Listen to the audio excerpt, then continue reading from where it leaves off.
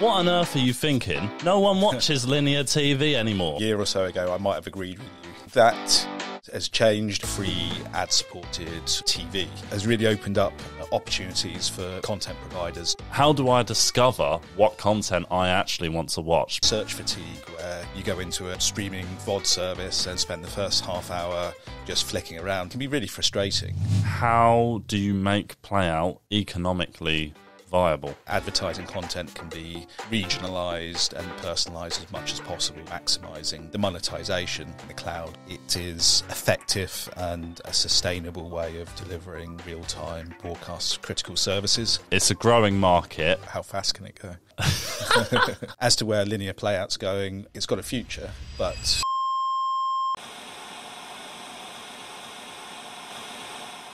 On today's episode, please join me on this linear voyage of content discovery, where I've perfectly curated this podcast channel with strict editorial control. And unlike Fast, it's completely free with no ads. Just me talking with our Playout wizard. It's Duncan.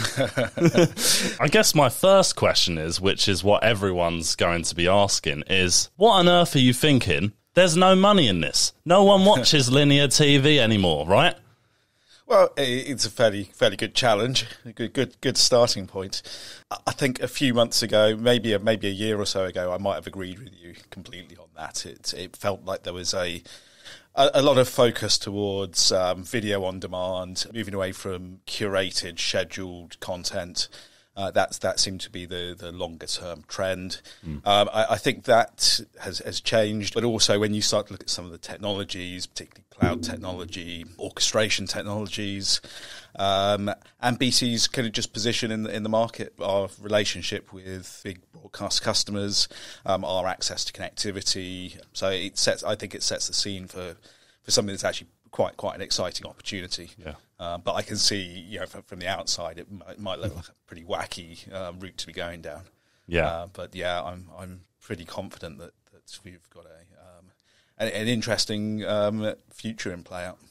Where do we see the value of linear content and linear channels? Why do we think that has a place to stay in how we consume content? So my interpretation of linear just means it's a continual channel of streamed content, so program after program, with interstitial content, so promos and adverts and graphic elements joining the programs up, so it's a full channel experience. Yeah. People are looking for solutions that are joined up ecosystems that include VOD and workflows around advertising and of course linear channel delivery. That's a big part of it. When it comes to linear channels, people are surprised that they've got a stay of execution in a way. Public service broadcasters, they've got remits to continue supplying linear channels on terrestrial and satellite platforms for a considerable period. And then the move towards FAST in the marketplace. FAST as an acronym is free ad-supported TV, which is very similar to what broadcasters like, say, ITV and Channel 4 and Channel 5 have been doing in the UK marketplace for years on terrestrial. Yeah. The main difference is that it's a linear channel distributed over OTT, so internet distributed, typically with advertising content inserted downstream so that it can be regionalised and personalised as much as possible so that you're maximising the monetisation. FAST has really opened up opportunities for broadcasters and content providers to find a new way of guiding consumers to their content and delivering it in a linear way and monetising it. So FAST is still growing as in terms of market uptake. It's a big opportunity for broadcasters and service providers. And it revolves around linear scheduled content. So it feels like linear hasn't gone anywhere and it's staying put for a considerable period. So we currently live in a world, right, where if you try to watch everything, you don't have enough time in a day to consume all that content. So trying to find something to watch or the right things to watch that I know I'm going to enjoy is so important, of course. How do I discover what content I actually want to watch? Where we rely on an algorithm, sometimes it doesn't get it right, sometimes it does, but does it need that human intervention? Is that where linear still has a place? I think so. And I think we're in a mixed economy.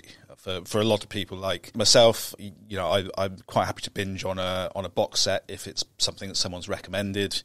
That's not curated. That's just me accessing VOD streaming services normally and accessing some content. But there's also space in certainly in my consuming life for curated content. And having worked for a major public service broadcaster before, I know all of the work and the cleverness that goes into commissioning content and scheduling it in a way that gives viewers an interesting and varied experience. Yeah. And I'm also one of the many people that has got experienced search fatigue, where you go into a streaming VOD service and spend the first half hour just flicking around trying to. You could have watched an episode at that point. Yeah, already, right? Exactly that. Yeah, and it can be really frustrating. So there are times when I just quite like to be quite passive and have someone guide me to content that I probably wouldn't see if I was just skimming around on a streaming catalogue. So yeah, I almost think it's similar to why maybe VR hasn't taken up, because in VR the idea was, I can choose my own camera angles and see what part of a football pitch, for example, I want to zone in on. But actually, I think what you find is I want to relax when I'm watching content, and I want the director to choose these things for me. I don't want to choose my own shots. No. Is it the same principle then? Obviously, consumers need choice. They need an element of choice. But sometimes you just want someone to tell me what the best stuff is and give me a diverse and varied experience. Yeah, I think that's a good parallel with VR. I mean, if you're a sports director, to get to a point where you're doing premium sports, you'll have trained and learnt the craft for a number of years, and you're paid well to do it, and that's why you're a good sports director and why people enjoy and get a lot of value out of the content that you're creating. And I think the same hold, particularly scheduling a premium channel, is that there's a lot of considerations about the flow of the program, the channel across the day, guiding people to the right content, and also it's a good opportunity for pointers to products and in the advertising space, but also promotion of broadcasters' materials as well. So you're getting exposure to content that you wouldn't learn about or be aware of through other means. One other analogy for wanting created content for you is when you go into a restaurant, right? If you say, I'm going out tonight and I want Italian, or I want Indian, or I want whatever culture food, you have a sort of limited option of things you can choose from there. But if you went to a restaurant and they offered both Indian, both Italian, and British food, and Thai food, and every other culture you could think of, how do I know what to choose? It's almost like it's just a mosh pit. It's just there's too much to pick from. That world buffet scenario. Yeah. And I think there's a time and a place for both. It depends how energetic and adventurous you're feeling at any particular time, doesn't it? I quite like those French restaurants where you go for lunch and it's like there's three dishes, and that is there's a name for. And you got the signature dish, right? Yeah, the daily menu, carte du jour or something like that. And there's very little choice. You know it's going to be pretty good, and you're quite happy with it. But sometimes that's what you want. Exactly, you just want the good stuff. Yeah. Or I notice when I've gone on Netflix, they have different sort of categories now when you go down, and you've got like the top 10 most viewed. And I guess generally, if it's the most viewed content, there's a correlation there between that being good content. If it's most viewed, I mean, not all cases. Yeah, a lot of people watch a lot of trash sometimes, but well, it could just be the most heavily advertised as well. Yeah, from what I've seen in Netflix, they're definitely trying to to get into this sort of suggested playlist, you're given quite specific personal pointers to things that you think would be good. So on the other side of that argument then, how do I make sure whatever linear channel route I'm going down, how do I make sure that is content I still want? How does someone know that is what me as a viewer with my unique taste actually wants to consume? To get something that's highly personalised and really tailored to your needs, you need to be feeding that process with data about you and your preferences. It needs to learn them, and I think that's definitely the way things are going. Being able to create a feedback loop between the viewer's experience and their data into whatever is driving the schedule or the suggestions for content that you might want to watch. But I think that's really in its infancy. There's outlets like YouTube that do that really well. I was about to say, I think YouTube works quite well in that regard. And that's that's a quite different consumption model to creating a TV channel or just a standard VOD streaming service. On YouTube, what they recommend with certain content creators is they apply themselves to a specific niche, and that way you subscribe to those niches, so then the algorithm knows you like that area, you have an interest in that thing. So while you might have an interest in lots of different things, it knows what those things are. Could the same thing then be, I will subscribe to the niches of this linear channel and this linear channel, and those channels will niche themselves in a way? Like if I'm interested in British content, is that like a BritBox type channel kind of thing?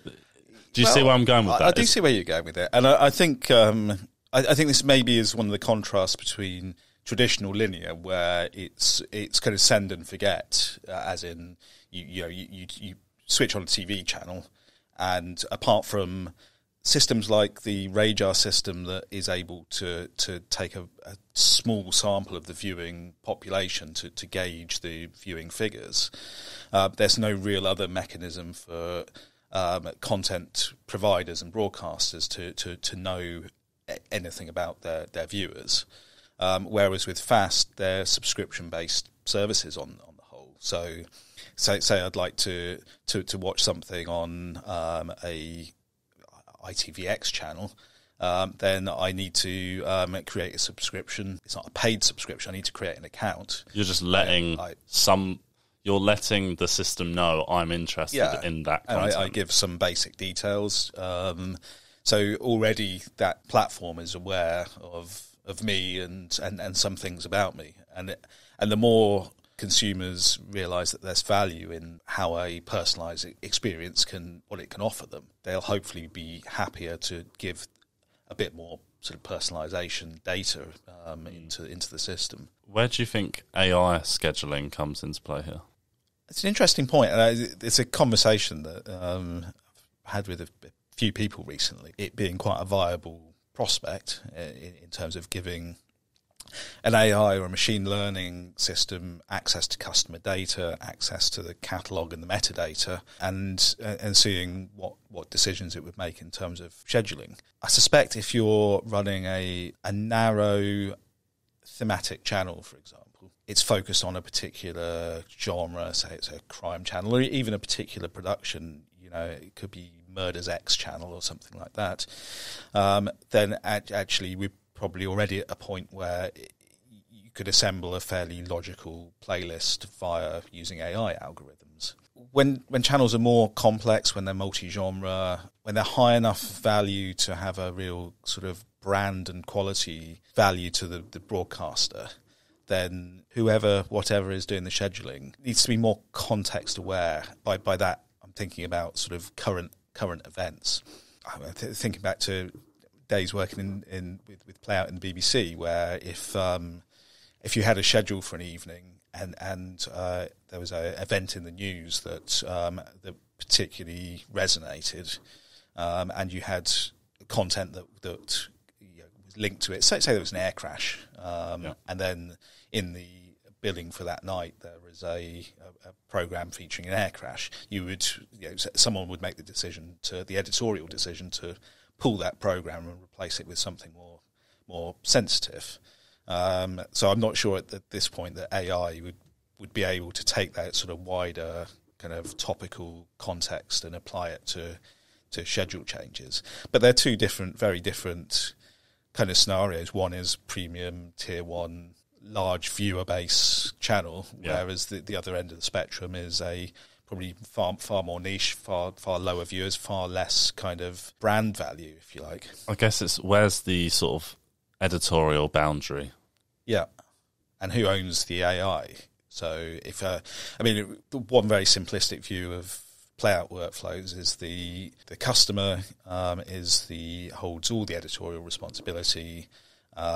They deliver you media, or they deliver the service provider media and schedule data, and the service provider does exactly what's dictated by that schedule. And actually, whether the broadcaster is using AI algorithms to create those schedules in the first place, it doesn't really matter from a service provider point of view. That is quite simplistic, and often when it comes to late changes to schedules, then actually the service provider will assume a certain amount of devolved editorial responsibility, just to be able to react quickly to events. As a service provider, if you're running AI algorithms on a customer's behalf, it does provoke some interesting questions, doesn't it? Because should you be held responsible if AI creates a terrible scheduling decision? Yeah. Probably, I would argue, probably not. But who owns that final editorial decision? Maybe it's a case of actually pragmatically using it as part of a scheduling tool set, where you might use it to create some good scheduling, but then you've still got a human aspect that is kind of having the final say and doing that final kind of moving around of things and polishing it off. And I think that's true with a lot of AI conversations, right? Which is AI is great and it will get better, and we can use it to increase productivity. But at the end of the day, it still needs that human insight, that creativity, that original idea that AI just couldn't replicate. Mm-hmm. That's where the intervention will always be. And the art of scheduling is there's some nuances that can AI replicate art? And I would say scheduling content and knowing where to put things could be a form of an artistic choice. Yeah, right? But we've already got AI algorithms creating art and creating video and creating literature as well. So and those but is that original? Is that original? Who inputted that in the first place? Right. Well, we could have a long without going on a massive tangent. I suppose there's an analogy with self-driving cars, aren't there? Tesla are at a point where they think their self-driving cars are safe, but they still have a steering wheel, and you've still got the option to review the decisions that are being made by the technology and override them. And that feels like the sort of the position will be in more widely with AI for some time, but maybe at some point you do just hands off and hands free where you have the ability to, and then when you have increased viewership, then you have more human intervention. I wouldn't know where to start with scheduling a premium channel. No, I really think it's an underrated, just not widely understood, very creative, quite challenging role. I think most people might think, you just looking at what's been just stick this on prime time and stick that on the dead zone, and there you go. But it links into the commissioning workflows that are upstream as well. So the scheduling, but the schedulers have to be part of the sort of commissioning process as well, so that they're driving the right decisions in terms of what productions are being bought or created. So basically, what we're saying is there is a future for linear, but it's over the top, and it's not DTV or digital satellite? I think that's the long-term view. Well, my long-term. What's the short-term? Well, I think the short-term, we're in a sort of crossfade position where big broadcasters are still supporting traditional linear channels over DTT and satellite transmission distribution, but at the same time also moving into offering fast channels, pop-up live event channels, and VOD services, all as part of a complete platform. So there's choice for the viewers, but ultimately the costs of distributing via terrestrial or satellite are huge compared with internet distribution. So economically, as more rural areas get connected and the provisioning of fast broadband improves, you get to a point where most households will have sufficient internet connectivity to consume live TV through it. Then it's a natural sort of crossover, really, from traditional into the sort of modern internet-focused generation of TV. Myself and plenty of people I know, and particularly people in younger generations, don't watch. I don't consume anything at home that comes via RF, via DTT or satellite. I watch quite a lot of live TV, but it's all via smart TV, OTT connected. And I think, I'm not exactly blazing a trail there. I think it's quite a common position now. Yeah, and I was the same. It's just my partner has a Sky Q box, so okay, yeah. I guess that the live content I consume, which is predominantly why I would tune into something like that, is for live sports mainly. But of course, with the internet getting better, you can put that on. If you're watching Champions League, you can watch that on the Discovery Plus app as well. Mm-hmm. Of course, that is sometimes a few seconds behind, though. If you don't want to, if you're that fussy about the timing. Next question then: how do you make Playout economically viable? There's a few technology elements that come into the mix here. I think one of them being the cloud. Obviously, I think we're now at a point where it is effective and a sustainable way of delivering real-time broadcast critical services. We probably wouldn't have been saying that a couple of years ago, but I think it's sort of come of age now.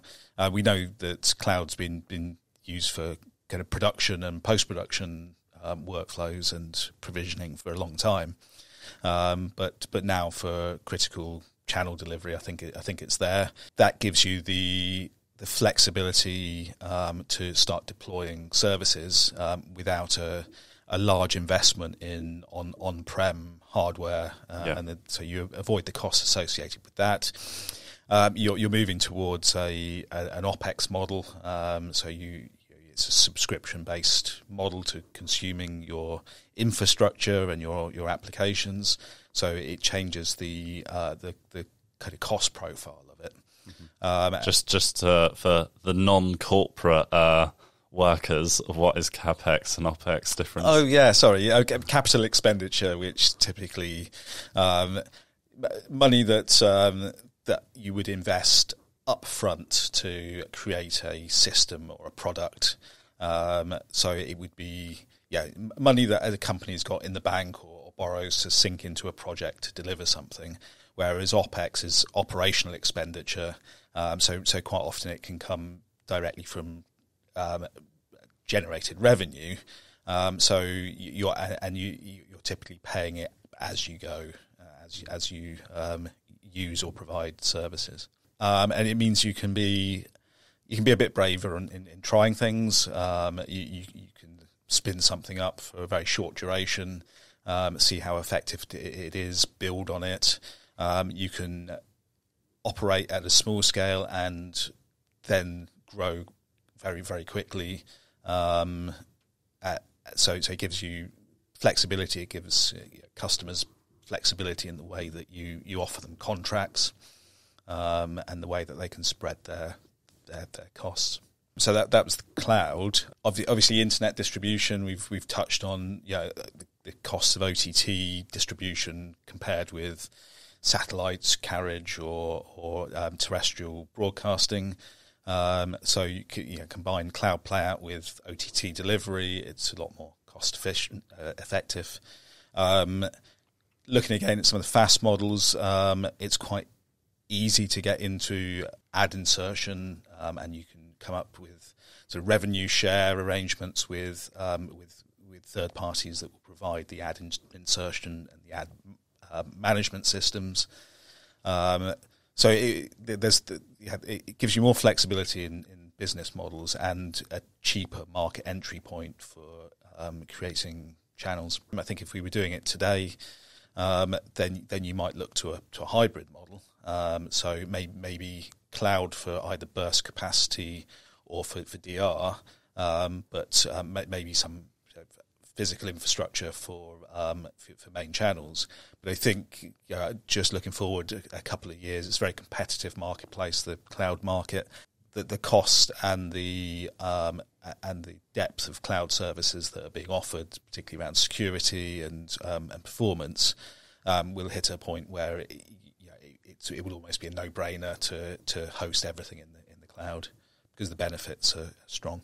In the broadcast industry, what have we tended to host in the cloud and not host in the cloud because of certain challenges associated with that, and how does that relate back to playout systems? I'm going to use some of my experience when I formerly worked in the BBC, thinking about their cloud adoption. Initially focused on elements of services and workflows where you were dealing just with movement of files. So things like archive services, program delivery services. Then that started moving toward some of the real-time video processing being done in the cloud as well. Things like transcode, streaming, encoding. One thing that has held back cloud adoption has been applications where a lot of compute power is needed, or a lot of GPU, so a lot of graphics processing. Things like video rendering, particularly high-quality video rendering when you're dealing with broadcast size formats.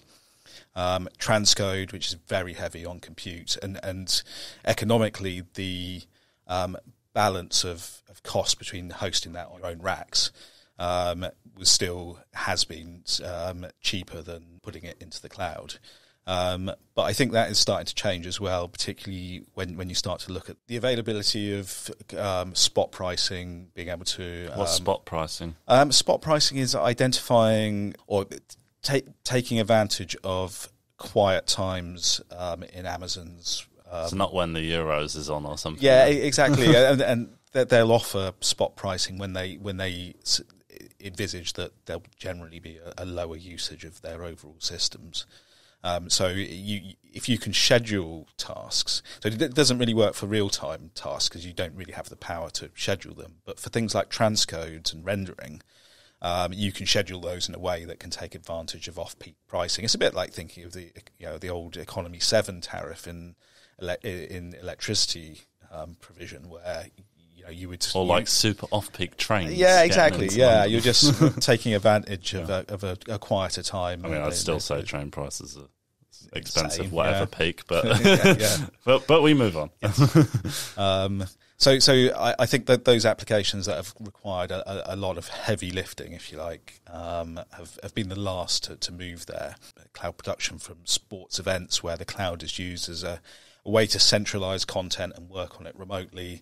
I think there's been some great examples of workflows that third parties where vendors have partnered up with sports producers to create some really creative cloud-based workflows. The other thing that has come around more recently is having the right IP-based video formats to be able to easily stream content up and down from the cloud. Mm.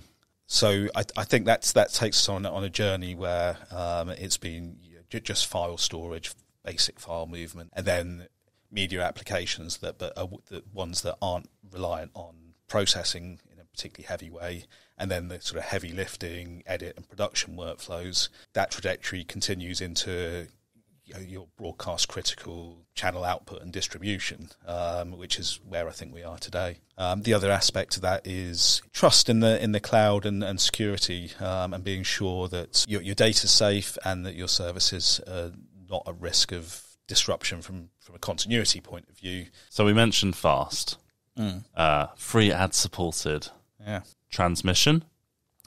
No, free ad supported. It depends. Some people take the A and the S to be ad supported TV, and some take the A to be ad supported and the S to be streaming TV. So it's such a difficult semantics. Term, it is what it is. Yeah, but you know that's offering the sort of scheduled experience that we spoke about. It's a growing market. How fast can it go? How far can it go? How fast can it go? And why is it taking off?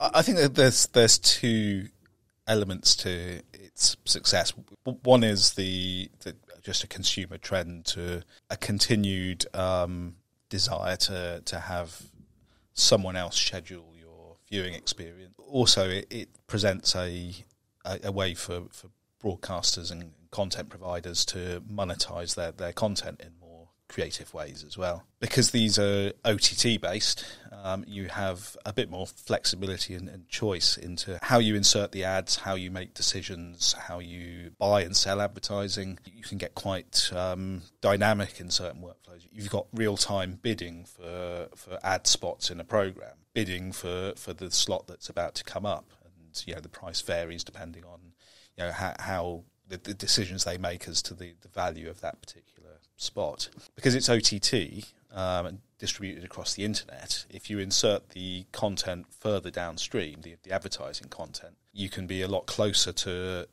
your customers.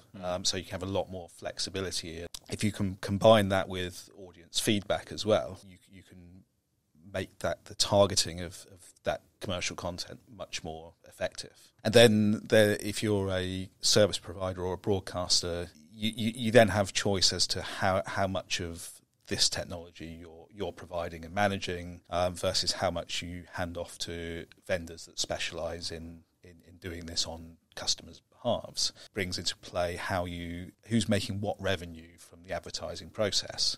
So it's a common model where you have a revenue split between the people providing the adverts, the people that are providing the channel, as in the broadcaster, and the people that are providing the platform. And I think those models can get fairly complicated. It does open up quite a lot of choice for broadcasters and platform operators in terms of, firstly, how dirty they want to get their hands with the scheduling and providing adverts versus how much revenue they want to make. Is there more money in this for the content providers with this new advertising model? As a broadcast industry, are we going to generate more and also do it in a way without frustrating the consumer that they don't want to watch the content anymore?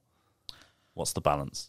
Well, with that latter point, the more targeted and relevant the advertising content is, the less frustrating it should be for a consumer. And if you're delivering it technically well so that you haven't got gaps and buffering between programs and adverts or noticeable shifts in the video quality experience, hopefully that is creating a less frustrating sort of, just less friction for the viewer. But it does, I think, bring into question, is there a sort of peak density for how many channels can be available as ad-supported channels and still creating meaningful revenue? There's a demographic that will enjoy consuming fast channels. That's a finite size.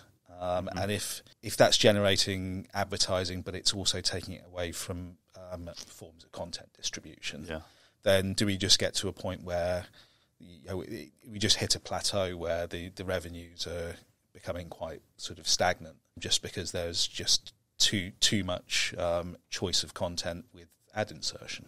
It feels to me there probably is a point at where this starts to level out.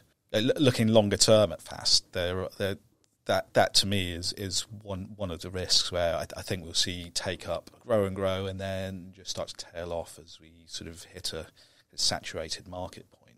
I think we will start to see more heavy regulation from Ofcom.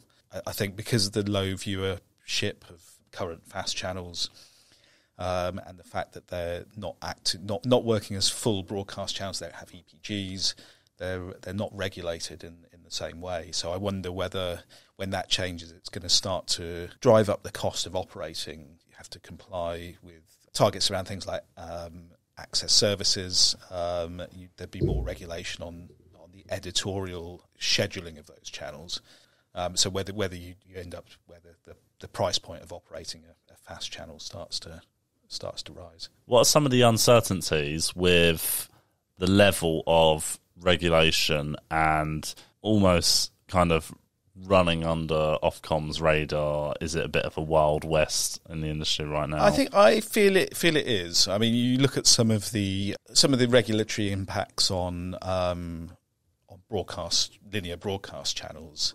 Things like compliance recording, compliance logging what's happened on the channel, be able to provide a full sort of audit trail, the advice about the amount of subtitling and audio description that should be present on content. I'm not even sure whether things like the watershed would come into play here as well in terms of driving scheduling decisions based on time of day. That's a term I haven't heard in a while, to be honest. I suppose with the subscription service you go through an age validation thing. So I guess that a bit of a red hedgehog, that one. But all of those regulatory practices come at a cost to deliver, and potentially, if you're not doing them well, you're open to quite significant fines. Which is why doing Playout as a service, and one of the reasons why doing Playout as a service for linear distribution or traditional distribution is more expensive. It's a higher quality of service. There's just more checks and balances around it. Increased regulation around fast will definitely change the way the market works. What operational models do broadcasters and content providers want for Playout services? There's a mix, and we've been surprised. For quite a long time, we were running on the assumption that a SaaS model where we would be primarily a host of Playout applications and workflows, but all of the operational elements would be taken on by the customer, and we would just be exposing the necessary user interfaces into the systems to enable them to manage their media streams, to manage the media workflows around the Playout. But we've been surprised by some of the customer feedback. It seems there's quite an appetite for a fully managed service. The customer just needs to get media and schedule information and some other data to us as a service provider, and then everything else is taken care of within our domain. A lot of broadcasters don't have MCR and channel operational skills in-house anymore. It's not something that they necessarily see as part of their core business. It creates some interesting conversations around where the boundaries are. We talked about editorial boundaries earlier, but also from an operational and media workflow point of view, when it comes to who is responsible for the compliance, who is responsible for any reversioning, clipping of items. And I don't think we're quite there yet in understanding the different models that we might have to provide. But it's quite an interesting space to explore. It's funny you say that, actually, because like the psychology aspect we were talking about with content discovery, it's the same thing here. It's just we want someone else to manage it for you rather than you having to do it yourself. Yeah. If you were to summarise this conversation, where do we see the future of Playout, and where does media broadcast play a part of that? It's a big one. Trends have been bucked a bit with things like linear TV. The take-up of media subscriptions has plateaued for some of the sort of prime streaming companies. Probably wasn't widely expected as well. So we're at the mercy of market trends, consumer patterns, and there's also the potential for quite a lot of technology disruption over the next few years. The rate of technology change is really high at the moment. I think where we come in as a service provider is the ability to partner up with broadcasters that are facing all of this opportunity and uncertainty, and be able to understand their requirements for flexibility and be able to help them grow and grow with them, so that where we're focusing on linear and fast today, maybe in a couple of years' time we'll be talking more about kind of different VOD workflows, because that might be driven by certain consumer patterns. But you have to view the whole thing holistically: content delivery, linear playout, VOD, ad insertion, and OTT delivery. And as long as we're able to do that and be able to offer kind of frictionless consumption models to customers, and really listen to them and create a strong partnership, then we're in a good place, and I think our customers will be too. As to where linear playout's going, I think it's got a future, but there's also so many disruptive factors in the mix that it's the $1 million question, really. Distribution of content isn't going anywhere, whether it's via linear means or VOD or any emerging models. Being part of that space, having the right conversations with customers, and being plugged into what the industry needs, I think will put BT Media and Broadcast in a really exciting, strong position. Super excited about it, and I just think we've got a good journey ahead, both for us and for potential customers as well. Great, thank you, Duncan. You're welcome. It's been a pleasure.